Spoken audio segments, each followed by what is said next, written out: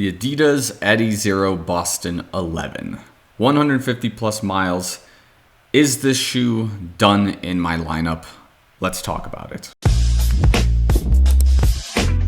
So before we get into the video, make sure you like the video, subscribe to the channel if you're already subscribed, watch this content. Thanks so much. Love you guys a lot. Make sure you follow me on Instagram and Strava for all sorts of other updates and things like that, involved with life, racing, and whatnot, including Silverthorne training camp and the vlog entries that may come to fruition as a result. So without further ado, specs for the shoe somewhere where they won't contrast with the background. And we will start off with the bottoms of these shoes at 150 plus miles. So here we go. This is what the left foot looks like at this time. This is what our right foot looks like at this time. And we'll start off, I guess, with the right foot and all of its wonders in terms of what's going on the bottoms. So as we've probably seen historically, this area seems to be a nice strike point for my foot, which is kind of mid to forefoot striking area, as well as the tip of this shoe here with this forefoot roll off that I'm kind of experiencing as well with this shoe. And I can say this much, that the foam and the rubber of the shoe are holding up quite well, especially this like middle area right there where the foam is kind of just taking a beat. This is the light strike that's kind of getting scrammed up there. It's holding well, I will say that much. Now, the thing that is a major issue for this shoe, as you can imagine, is not the foam itself, it's not the rubber, it's not the fit of the shoe, it's rather the upper that has ripped in the way it has, as you can see right there. Now, this is something I talked about in a video previously, that this upper is one of the most streamlined uppers I've ever had. It's like a really tight fit. It's extremely nice to run in and have a ride in, but as a result, there were two things that happened. One, I was experiencing a little bit of ankle soreness as a result because of the way the shoe is just naturally offset to be kind of leaning out in this like anterior style of way. And then two, because of that, and then me having an extra emphasis on my right foot having this like anterior kind of strike point in this particular area, the outsole could not hold my or the upper could not hold the form well, and as a result, this particular mesh ripped just the way it did. And we figured, okay, we'll keep going and see what happens, because we're going to test this thing until the wheels fall off, right?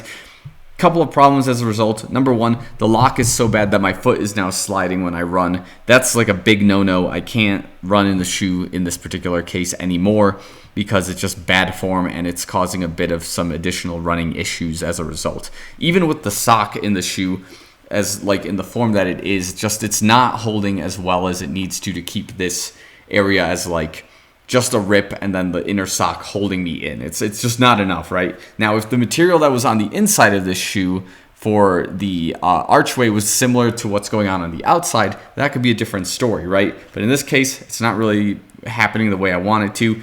And where this Adizero insignia is, I wish it was also on this side too. It's not. And as a result, the shoe has got massive damage on this side.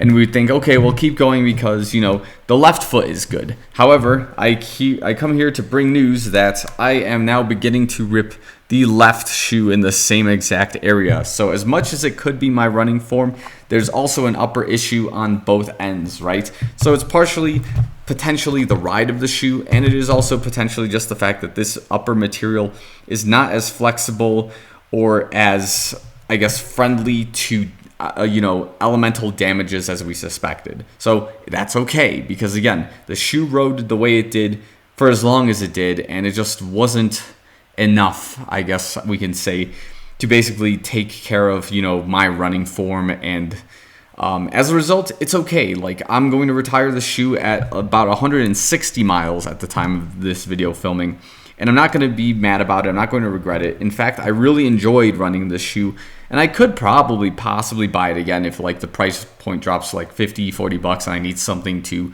burn in the meantime. But as you can probably guess from my previous video, I am running in a Boston 12. That is something I'm testing out as well, just to see how it varies versus the Boston 11, and I will have my video following up in a couple of days related to that. But nevertheless, at this stage of the game, 160 plus miles deep, I'm retiring the Boston 11s from my daily lineup with the upper damages as is, because my foot is just not sitting well in the shoe. The ride is no longer where I want it to be, and as a result, I think it's time, you know. I'm sure others had better ride experiences with the shoe and had it last much longer than I have, but I do recognize that I have a much more aggressive running style than a lot of people, and I like to have more that mid to forefoot strike emphasis with that slight anterior in my right foot, and as a result, I damage shoes more frequently. So this is the first time that something like this has happened to me, where an upper has been destroyed to this extent, and it kind of shows that with the Nike shoes I've run, they've had uppers that were engineered to a way to, I guess, be able to withstand more aggressive impacts, but as a result, the foams and the rubbers at the bottom of the shoe were not engineered nearly as well,